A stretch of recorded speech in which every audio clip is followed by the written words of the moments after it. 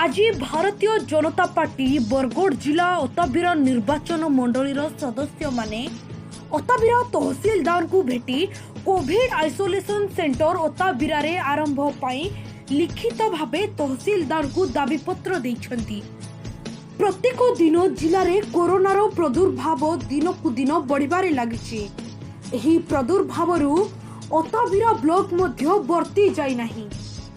अताबिरा गोष्ठी स्वास्थ्य केन्द्र रे कोविड रोगी मानक पाई 50टी शज्या 3टी भेंटिलेटर पर्याप्त मात्रा रे अम्लजान सिलिंडर सबुबेले उपलब्ध आंबुलांस सेवा और सर्वोपरि डाक्तर माने 24 घंटिया सेवा उपलब्ध हेले अनेक जीवन मृत्यु मुखरु बंचाई हेबा और कोरोना रोगी मानक उपयुक्त स्वास्थ्य सेवा देई हेबा।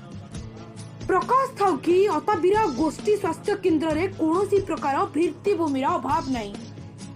रोगी मानक पाई कोठानामा निर्माण होई खाली पड़ी अछि। एगुडी को तुरंत व्यवहार रे आनिबा पाई तहसीलदार को जिला बीजेपी उपसभापति सुशांत मिश्रा, राज्य कार्यकारिणी सभ्य मिलन सेठ, जिला महिला मोर्चा सभानेत्री सुनंदा मेहर सदस्य सदस्य माने लिखित भावे तहसीलदार को दाबीपत्र देइथिले।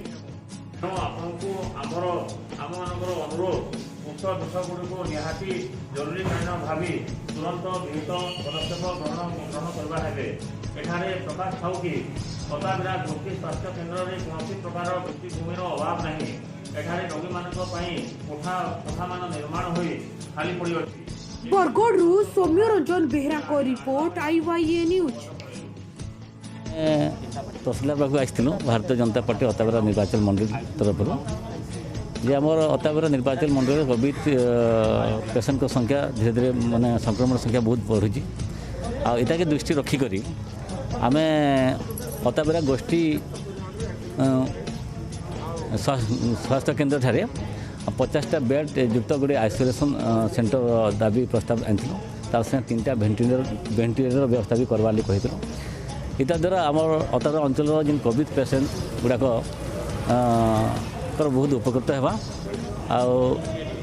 भेंटिलेटर ऑक्सीजन अभाव लगी बहुत गुड़े कोविड पेसेंट हॉस्पिटल जाऊँ जाऊँ से मृत्युवरण कर कोविड पेसेंट मानक आम से रक्षा कर पार्बू से आज तहसीलदार को दाबीपत्र देवाली आसलु।